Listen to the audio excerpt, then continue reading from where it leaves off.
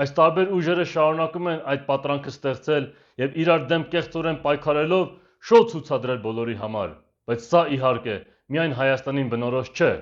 Այս երևույթը համատարած է նաեւ Եվրոպայում եւ Ամերիկայում, երբ լիբերալները ու պահպանողականները իրար դեմ նույնպես պայքարում են մակերեսային հարցերի շուրջ,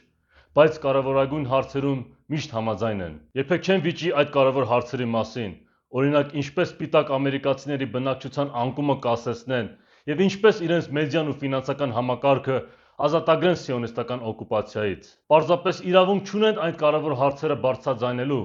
որոնք իսկապես մեծ ու դրական փոփոխություններ կբերեն Ամերիկայի ու Եվրոպայի համար։ Սա միգուցե ապացուցում է այն, որ այս ամբողջ քաղաքակիրթ աշխարհում կարծես թե նույն ապազգային համակարգն է գործում,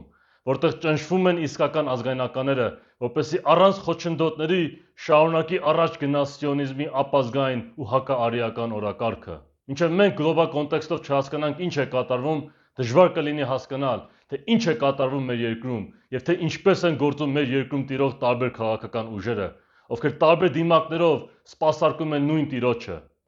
Ռուսական կայսրության շոշափուկները իրոք շատ երկար են ձգվում։ Ժամանակն է, որ ստապվենք եւ պատրելով այս պատրանքը հասկանանք, որ խորքում վերոհիշյալ բոլոր ուժերը ինչ որ չափով համագործակցում են միմյանց հետ,